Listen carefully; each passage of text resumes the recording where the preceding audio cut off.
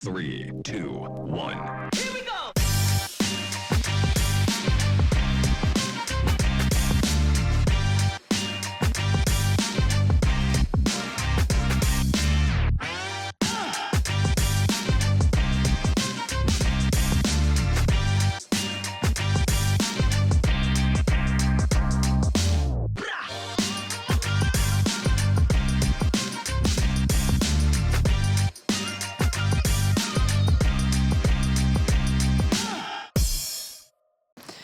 On va enchaîner avec l'atelier numéro 2 qui s'intitule Accompagnement technique de la CDC aux collectivités. Et je vais donc demander à nos intervenants, à nos experts, je les vois, de me rejoindre, puisque j'ai beaucoup de chaises, mais je suis seule. Faites attention de ne pas tomber. Messieurs, prenez place. Comme je l'ai conseillé à vos prédécesseurs, le micro se colle sur le menton. Ensemble, on va parler des outils d'accompagnement technique qui permettent d'assurer un équilibre quantitatif et qualitatif de la ressource en eau potable, et ce, sur l'ensemble du territoire corse, mais en particulier auprès des communes du rural. Alors, on va se présenter. Moi, j'ai le plaisir maintenant d'être en compagnie de François Pascal et Simon Géraud. Vous êtes respectivement, vous partagez le titre de chef de service assistance technique. François pour le Chismont, donc la Haute-Corse, et puis Simon le Poumont, donc la Corse du Sud. Moi, je suis curieuse de savoir si le titre est le même. Est-ce que les missions le sont aussi d'un territoire à l'autre? Alors, on m'entend? Ouais. Alors oui, complètement. Nous avons exactement les mêmes missions, Simon et moi. Donc ça a été un choix d'avoir des services territorialisés de la part de la collectivité, mais nous menons exactement les mêmes missions dans le Chismont et dans le Poumont. Donc ces deux services, ils ont été créés pour des raisons de solidarité et d'aménagement du territoire, et pour répondre aux attentes des collectivités qui ne disposent pas des moyens suffisants pour mettre en œuvre leurs compétences. Donc ces deux services créés en 2019, Chismont et Poumont, ils interviennent dans deux domaines. Dans le domaine de la GEMAPI, donc la gestion des milieux aquatiques et la prévention des inondations, et dans le domaine de l'alimentation en eau potable, l'AEP, domaine qui nous intéresse plus particulièrement aujourd'hui. Alors, ces deux SAT, ils comptent 6 agents chacun. Ils assistent actuellement une soixantaine de communes et une communauté de communes qui avait souhaité anticiper le transfert de compétences. La collectivité de Corse bénéficie d'un soutien financier de l'Agence de l'eau pour le fonctionnement de ces deux services. Alors concrètement, il existe des critères d'éligibilité à ce dispositif. On va prendre en compte à la fois le nombre d'habitants et puis le potentiel financier moyen par habitant aussi. Mais concrètement, c'est une aide qui va s'adresser au rural. On l'a dit déjà dans les précédents échanges. La loi, elle impose une tarification de cette prestation. Donc il y a un tarif de 25 centimes par habitant qui a été adopté, mais le seuil de mise en recouvrement par la collectivité de Corse, qui s'établit à 250 €, fait que concrètement, cette prestation-là, elle est gratuite pour les communes, puisqu'il faudrait atteindre 1000 habitants, et dans le rural, ce n'est pas le cas. Donc la carte qu'on peut voir ici, eh bien... remettez-la, elle est très très intéressante cette carte, il va falloir que vous la... Ouais. Elle est revenue. Donc, on peut voir en rouge les groupements de communes qui ne sont pas éligibles au dispositif, et en mauve les communes qui ne le sont pas non plus. Donc, on disait tout à l'heure nombre d'habitants, potentiel fiscal moyen par habitant. En fait, ce qu'on peut constater, c'est que 2/3 du territoire sont éligibles à ce dispositif, et que en face, on s'aperçoit que ça ne représente qu'un tiers des habitants de l'île. Donc c'est bien adressé au rural. Tout ce qui est en marron est éligible. Oui, tout ce qui est en marron est éligible. C'est l'ensemble des communes qui sont éligibles au dispositif. Pas mal, pas mal. Je disais qu'ils avaient du boulot.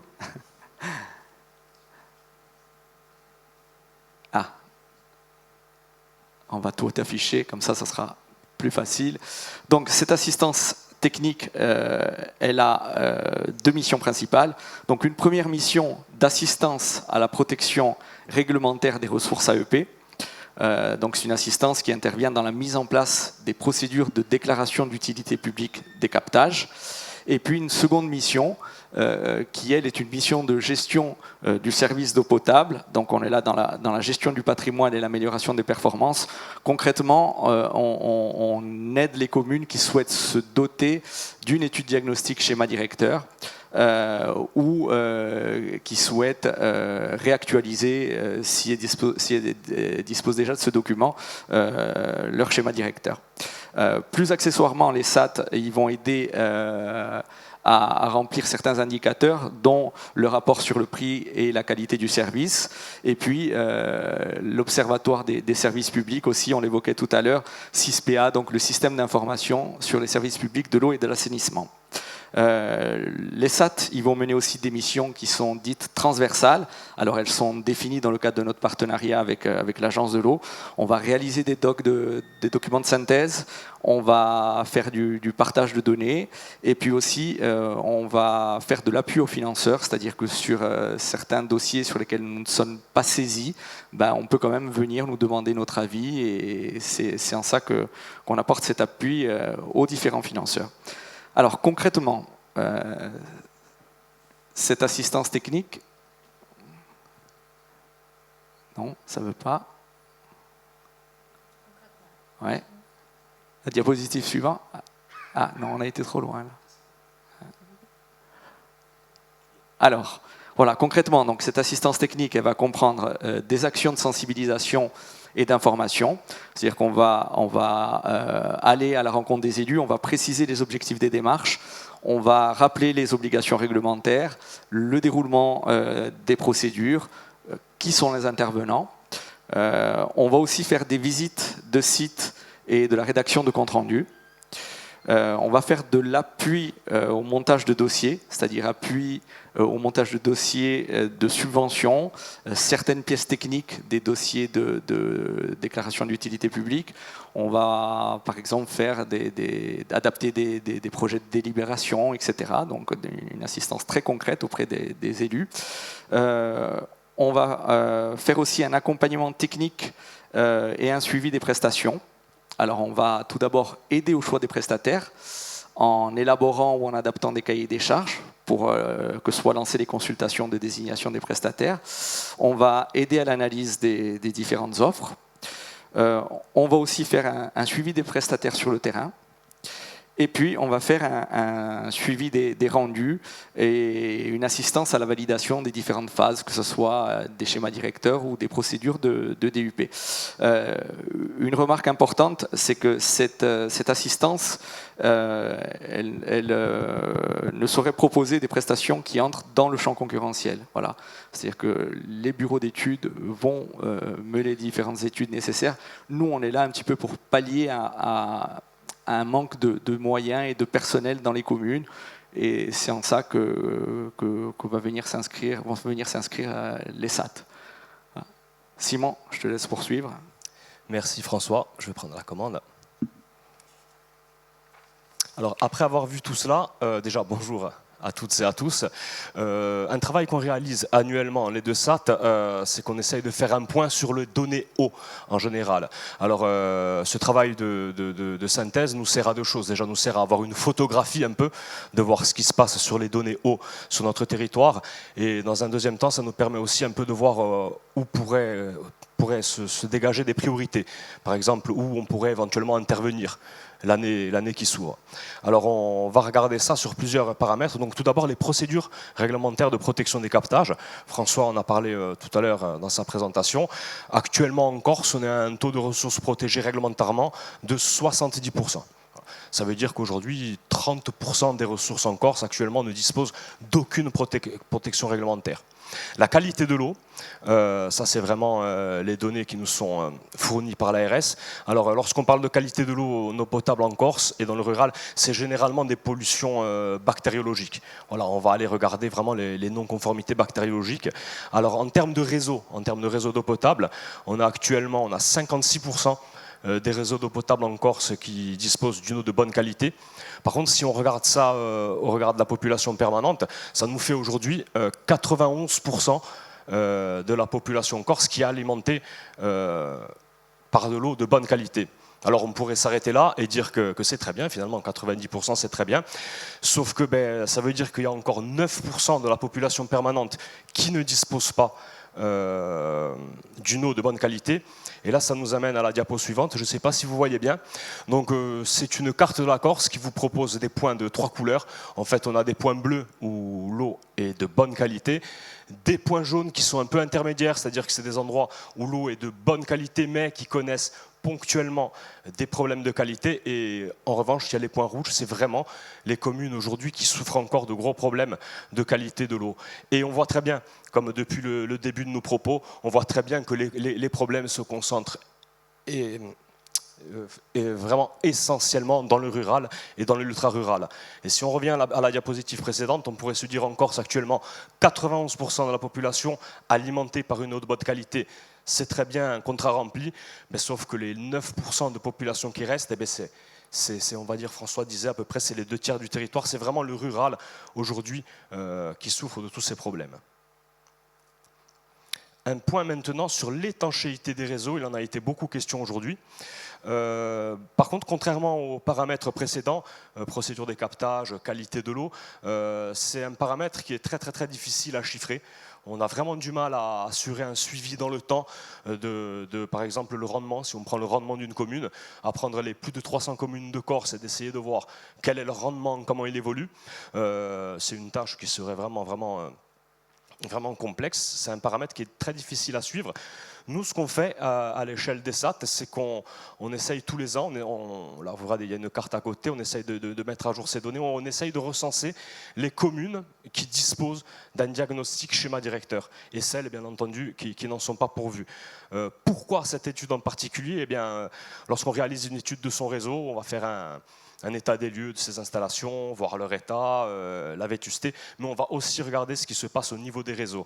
Et une des parties importantes de ces études, c'est qu'elles traitent de l'étanchéité des réseaux, avec plusieurs paramètres, et donc on essaye pour l'instant, dans un premier temps, de regarder un peu, d'essayer d'avoir une carte de la Corse, de savoir les communes qui ont un diagnostic et celles qui n'en ont pas. Alors aujourd'hui, on est à peu près à 60 communes en Corse qui disposent d'un diagnostic schéma directeur, 60%, pardon. Merci François. Et donc ça veut dire qu'il y a aujourd'hui à peu près 40% des communes de Corse qui n'ont pas de diagnostic de leurs installations. Et ça veut dire que derrière, elles n'ont pas vraiment de plan d'action. De plan d'action pour améliorer la situation et pour vraiment améliorer leur réseau. Et on peut regarder la carte aussi. Eh bien, on voit aussi que ces 40% qui en sont dépourvus, eh bien, là aussi, c'est dans le rural et l'ultra-rural. Et ça veut dire que la marge de progression, elle est aussi importante. Tout à fait. Et surtout que beaucoup de communes partent de zéro. Alors des fois, ça peut être vu comme un point négatif, mais ça peut aussi être un point positif quand on part de zéro. Voilà, souvent, on regarde tout.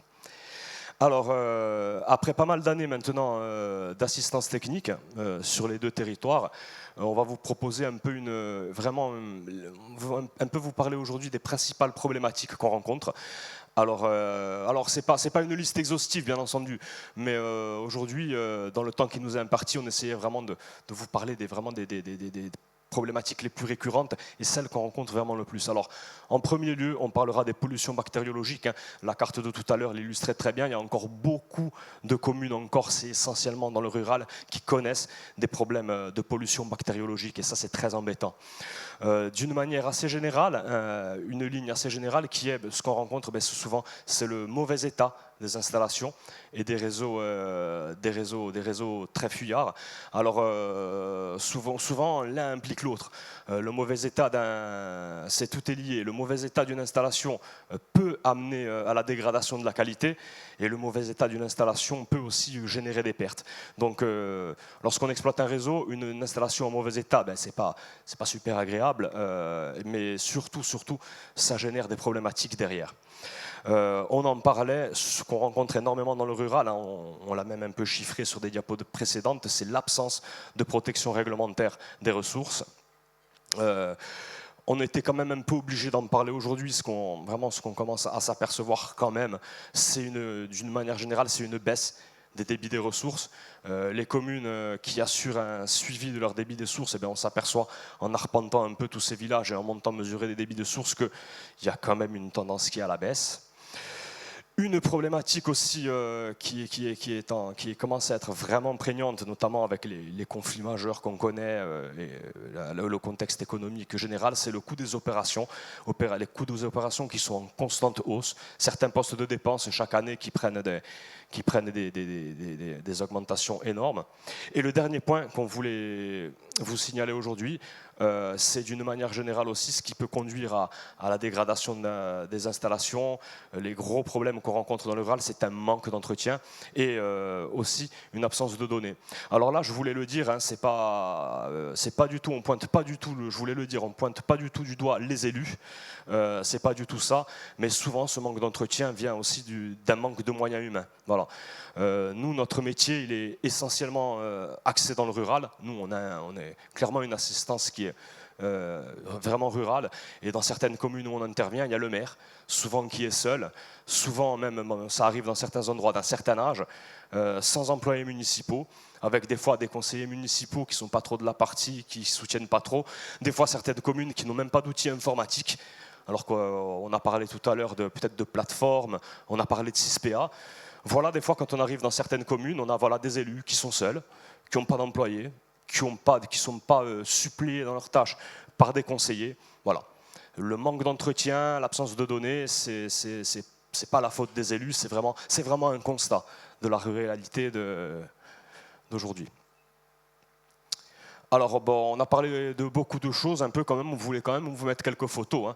Hein. Alors voilà, quand on parle de mauvais état des installations, voilà un peu ce sur quoi on peut être confronté. Vous avez à gauche une chambre des vannes de réservoir, qui vraisemblablement a beaucoup de fuites, hein, avec des murs qui sont, vous regardez le plafond, avec un béton qui est complètement dégradé, des ferrailles apparentes, une chambre des vannes qui est complètement noyée dans l'eau. Ça, c'est assez classique. Au milieu, vous avez un regard de captage de source qui est quand même dans un état qu'on pourrait qualifier de très mauvais. Mais cette illustration ici, on voulait vous la mettre pour vous montrer que le mauvais état d'une installation peut vraiment conduire à la dégradation de la qualité. Mais regardez, entre la dalle de couverture et les parois maçonnées sur le côté, les orifices qu'il y a, là il y a de l'eau de pluie qui peut passer, il y a des petits rongeurs, des insectes qui peuvent passer. Et voilà. On est là aujourd'hui en train de parler d'eau potable et voilà un peu des fois les installations qu'on peut trouver. Sur la photo de droite, c'est une photo que nous adorons, c'est une photo qui a été prise par François. C'est dans un regard de captage, c'est une queue de renard. Dans le jargon, on appelle ça une queue de renard, en quelque sorte, c'est une racine qui a été extraite d'une canalisation entre une source et un réservoir. Voilà, je crois qu'il y en a à peu près pour 4 mètres de long. Voilà, ce qu'on peut un peu retrouver dans les réseaux. Elle ne manquait pas d'eau. Hein. Pardon ? 4 mètres, elle ne manquait pas d'eau. Hein. Ça a bien poussé. Ah ouais. La queue de renard. Voilà. Alors après beaucoup de textes, après beaucoup de chiffres, après quelques photos qui n'étaient pas très valorisantes, on voulait aussi vous montrer quelques exemples de réalisations qu'on a pu faire tout au long de ces années d'assistance. Là, des premières illustrations, c'est une commune que nous avons aidé dans la réalisation d'un programme de campagne de nouvelles recherches d'eau par forage. Sur cette commune, qu'est-ce qu'on a fait concrètement avec eux? Déjà, on les a aidés à prendre la tâche d'un prestataire, d'un bureau d'études, pour mener une vaste étude à l'échelle de la commune sur vraiment une vraie étude de recherche d'eau cartographique sur les sites qui pourraient potentiellement accueillir de l'eau. Donc cette étude, après, elle a été complétée par une prospection géophysique, par des outils un peu plus poussés de géophysique pour vraiment cibler les fractures d'eau qui pourraient contenir de l'eau. Passé la phase étude, il a fallu consulter pour prendre une entreprise vraiment de forage, pour aller après sonder ces points qui avaient été prélocalisés par étude. Et enfin, voilà, la réalisation de forages d'essais. Dans le cas présent, les essais ont été très concluants, donc ça a mené à la réalisation de forages. Et après, une troisième partie réglementaire. On les a aidés aussi sur la déclaration d'utilité publique, donc sur toute la procédure d'autorisation et de protection réglementaire de ces ressources. Et enfin, on a aidé la commune dans une dernière phase qui était, une fois l'obtention de l'autorisation préfectorale de prélever et d'utiliser la ressource, eh bien, tous les travaux de clôture, de construction de regard, de connexion électrique, d'automatisation. Voilà. Et petit détail important sur cette opération, c'est que c'est une opération de forage, mais qui n'a pas émergé par la nécessité vraiment suite à une pénurie, mais ça a été un programme de forage pour de la substitution. C'est-à-dire que cette commune était historiquement alimentée par une prise en rivière qui posait énormément de problèmes. Voilà, on peut ouvrir une petite parenthèse aussi là-dessus. Dans le rural, les communes qui utilisent des prises en rivière sont souvent confrontées à de gros soucis de maintien de la qualité. Il faut savoir qu'une prise en rivière, lors d'événements pluvieux, face à une hausse de la turbidité, l'eau, hein, on voit quand il pleut beaucoup, l'eau elle devient trouble, elle devient marron. Il faut savoir que tout simplement, les petites unités rurales ne peuvent même plus fonctionner. Donc lorsqu'il y a de gros orages, ça voulait dire coupure d'eau. Et donc cette opération, c'était pour la substitution d'une prise en rivière. Et ça a marché. Voilà. Dernière photo, c'est qu'il y a eu une phase, encore 4 ou 5 derrière, c'est que la commune a refait tous ses réservoirs d'eau. Voilà.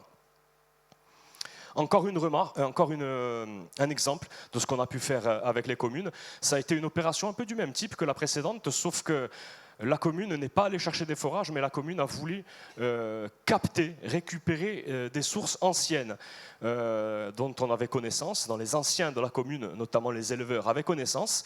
Et la commune, qui a voulu là aussi s'affranchir de sa prise en rivière, de son eau superficielle, a voulu capter des sources historiques. Alors là, pareil, on les a aidés. Alors il n'y a pas eu de travail de recherche préliminaire parce que les sources elles étaient déjà pré-identifiées, on savait où elles se trouvaient.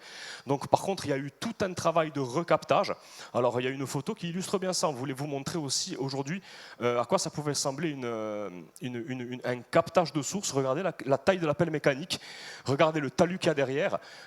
Cette ressource, cette eau qui jaillissait en surface. Pour vraiment bien la capter, pour qu'elle soit par la suite préservée de toute pollution, on est allé la chercher à quasiment... il doit y avoir entre 5 et 10 mètres de profondeur. Quoi. Voilà. Ensuite, vous avez une toute petite photo en bas. Ça, c'est par excellence, lorsqu'on travaille dans l'eau potable, c'est la photo qui fait plaisir par excellence, surtout dans le rural. C'est lorsque le tracteur descendait, paf, c'est l'eau qui a jailli. C'est l'eau qui a jailli d'une fracture de la roche. Alors, ça, c'est limite émouvant hein, quand on fait de l'assistance technique. Et après, les autres photos, c'est voilà, hein, même à peu près même démarche que la précédente. C'est-à-dire après, autorisation de prélever, autorisation de distribuer, déclaration d'utilité publique. Une fois que la commune a eu son arrêté préfectoral de déclaration d'utilité publique, on est passé à une phase de construction des ouvrages de captage et de mise en place d'une clôture. Voilà. Dans toutes nos diapos, on a beaucoup parlé de la protection réglementaire. C'est une procédure qui aboutit à un arrêté préfectoral, mais il ne faut pas oublier que finalement l'objectif final, c'est vraiment la protection de la ressource. Alors là, vous avez une belle représentation de comment on protège une source. Hein. C'est vraiment des clôtures assez hautes surmurées. Voilà. C'est vraiment, si on devrait résumer la protection d'un captage, c'est vraiment comme ça que ça doit se faire. Voilà. Alors pour finir, pardon. Allez, je vais laisser la parole à François. La bonne marche à suivre. Alors tout à l'heure, dans le précédent atelier, M. F a été bien plus exhaustif et il a listé tous les prérequis qui sont nécessaires pour qu'une collectivité soit admissible au financement de l'accord cadre entre l'Agence de l'eau et la collectivité de Corse. Mais rappelez que concrètement, voilà, d'abord, il faut arriver à se doter d'une étude diagnostique schéma directeur. Ça va être un programme de réhabilitation pluriannuel des installations. Donc, ça sera vraiment le premier point. Ensuite, engager la procédure réglementaire de protection des ressources. On y revient. Ces procédures, elles sont essentielles.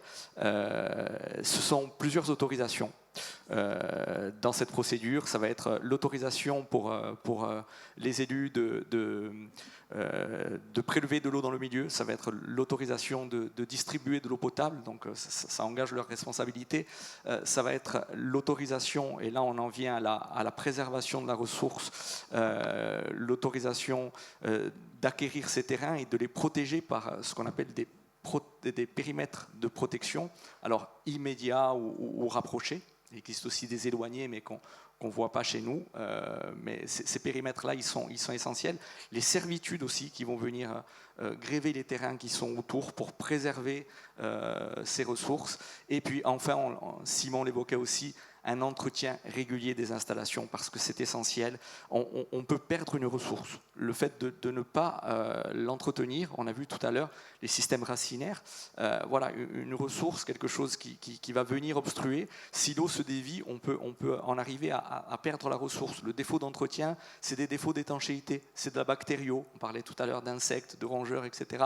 Voilà, donc c'est vraiment essentiel aussi pour leur longévité, parce que ce sont des réseaux qui vont coûter beaucoup d'argent, de les réhabiliter et de les entretenir.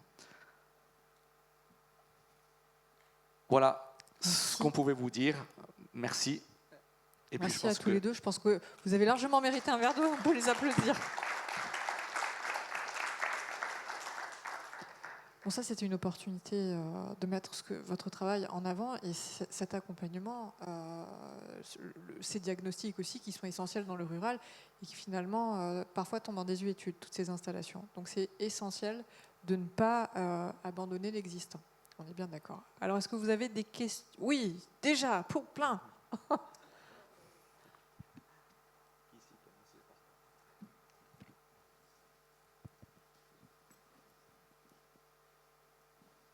Oui, bonjour. Bonjour. Merci pour la présentation. On a senti beaucoup de passion dans ce que vous avez évoqué. Et donc, j'ai juste une petite question. Donc, depuis 4 ans, combien de communes vous avez assisté? Et sur celles-ci, lesquelles sont plutôt en régie et lesquelles sont plutôt en délégation de service public? Parce que vous parlez d'entretien à faire. Alors, est-ce qu'il y a un délégataire ou est-ce qu'il n'y a pas de délégataire? Et voilà un petit peu ma question. Alors, on vous a parlé... Depuis à peu près la création du service, on assiste actuellement 60 communes et un EPCI. Généralement, annuellement, la grosse moyenne, c'est qu'on récupère, que ce soit dans le Gismond ou dans le Poumont, on récupère à peu près entre 3 et 4 communes tous les ans. Ce qui fait 8, à peu près entre 8, on va même dire à peu près 10 communes tous les ans, en continuant à assister les précédentes. Voilà. Ça vient se cumuler en fait à chaque fois parce qu'on prend des nouvelles communes, mais on continue le travail dans les précédentes. Votre question sur le mode de gestion, généralement, dans les communes qu'on suit, on est en régie directe. On est en régie directe. Dans votre question, il y avait la question de l'entretien. Généralement, dans les communes rurales, en régie, c'est au petit bonheur la chance. Alors il y a des communes où il n'y a vraiment rien. J'ai cité lors de notre exposé qu'il y a des communes qui sont seules, pas d'employés municipaux, qui n'ont rien. Il y a des communes qui ont des employés municipaux, qui ont une partie de leur activité sur le réseau d'eau potable. Alors là, c'est typiquement dans le rural, c'est de l'entretien, du débroussaillage au niveau des captages, du nettoyage d'ouvrages, vraiment ouvrir les ouvrages, enlever le sable, les nettoyer, les désinfecter, et puis tout ce qui est le travail sur les réservoirs. Beaucoup de communes passent aussi par des entreprises, mais non pas en DSP, mais en prestation de services, notamment une partie qui est assez complexe dans l'exploitation et l'entretien des réseaux, c'est le nettoyage des réservoirs. Certaines communes ne se la sentent pas, donc certaines communes, beaucoup pour ça, passent par des entreprises. Et voilà. Puis là aussi, pour un peu revenir sur l'assistance technique, on les aide dans beaucoup de choses. On n'a pas tout listé ici, mais on les aide aussi beaucoup déjà dans la sensibilisation, de leur dire qu'il faut vraiment entretenir. Et puis on leur donne beaucoup de conseils aussi sur l'entretien, sur comment faire. Voilà. J'espère que j'ai répondu à tout. J'ai l'impression. Alors, on a une main. Une dame, madame. Vous vouliez prendre la parole? Non. Magnifique, merci. Alors, on remonte. Merci. Antoine Orsini. Bon, moi, j'ai apprécié l'émotion. Moi aussi, quand je vois jaillir l'eau, je mouille le t-shirt. Non, mais plus sérieusement, vous avez bien présenté. Je suis fier de vous tous les deux. Une question. Vous avez, je dis vous parce que vous êtes deux, sinon j'aurais pu te tutoyer, tu le sais. Vous avez évoqué des forages dans des communes, donc des forages publics. Quid des forages privés? Est-ce que vous avez vu, au cours de vos spuntini dans les villages, des mers qui sont débordées par les forages privés et qui posent des problèmes dans les zones déjà sous tension? Merci d'essayer de répondre.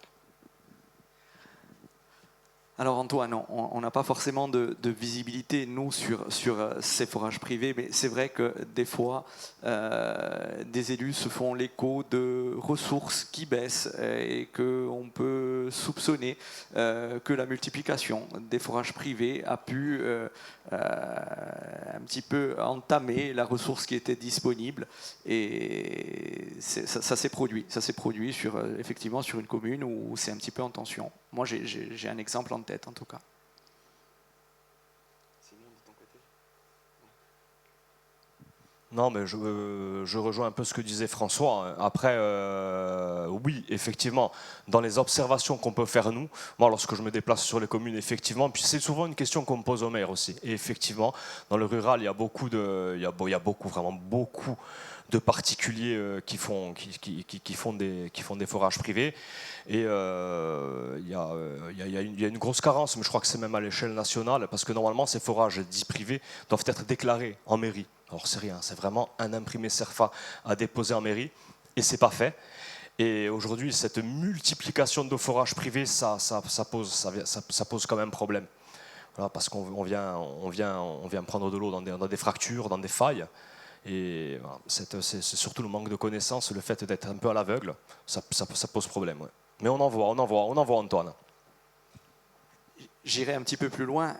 Il est même possible que la multiplication des forages publics entre eux puisse avoir un impact. On l'a vu sur une commune où la commune voisine, qui a un niveau un petit peu supérieur, a fait un forage et où on a constaté une baisse sur les ressources à l'aval.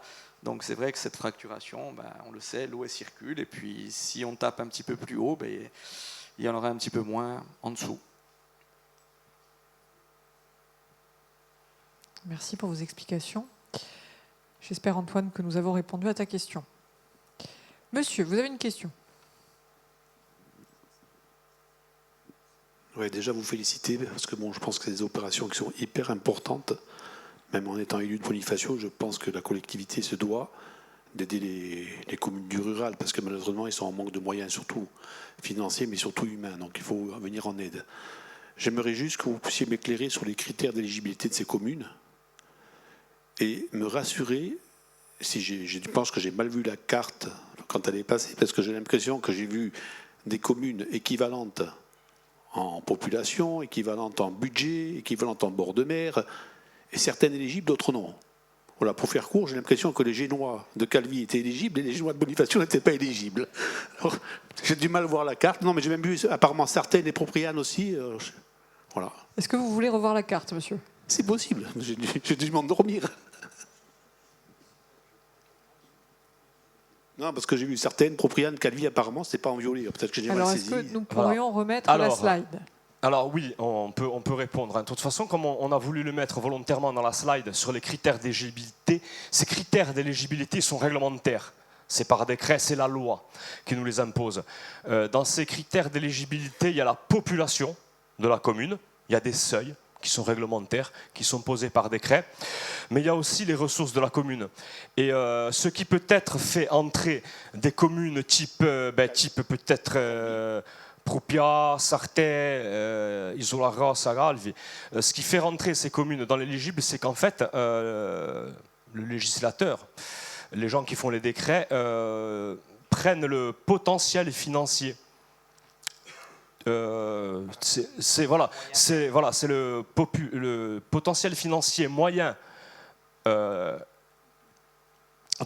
la commune, divisé par le nombre d'habitants. Et ils regardent ça avec le potentiel financier moyen français des communes de moins de 5000 habitants. Donc des fois, le potentiel financier de la commune, il est ce qu'il est. Mais des fois, lorsque vous prenez ce chiffre et que vous le divisez par 3000, vous avez un chiffre qui est plus petit que, effectivement, des fois, des communes rurales qui ont 2-3 ressources alternatives. J'en ai en tête. On pense notamment aux communes qui ont de la fiscalité par EDF. Et des fois, ce potentiel financier dans le rural, divisé par la population qui est faible, ça vous rend non éligible. Voilà. Et ça ne doit pas dépasser 1,3 fois le potentiel moyen par habitant des communes de moins de 5000, me semble-t-il, de mémoire.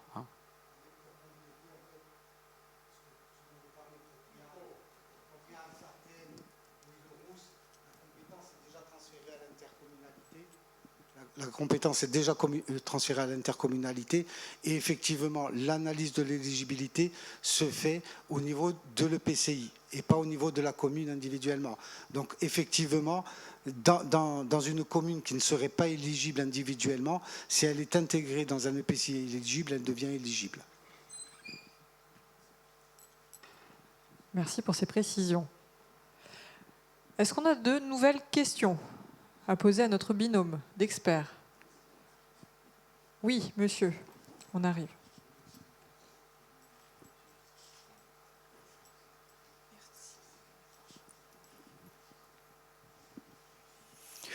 Oui, avant de poser la question, je pense que si je regarde bien la carte, il y a également les communes qui sont bien pourvues en eau, parce que je vois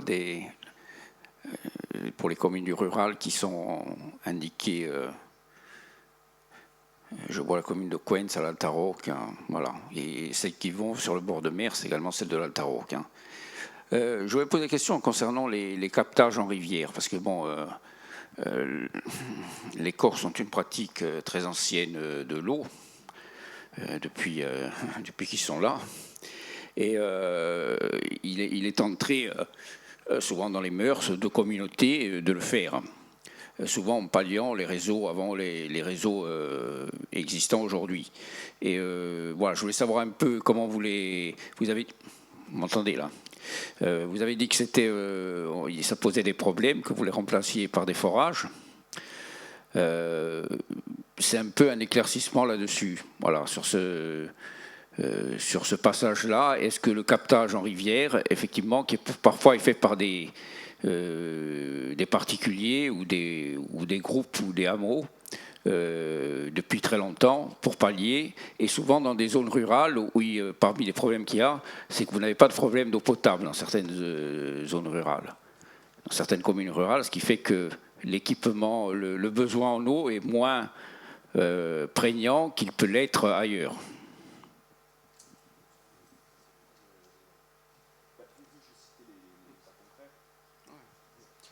Non, sur les prises d'eau superficielles, ce que je pense évoquer Simon tout à l'heure, c'est que c'est vrai que c'est une eau qui est par définition de moins bonne qualité quand on va la capter qu'une eau souterraine.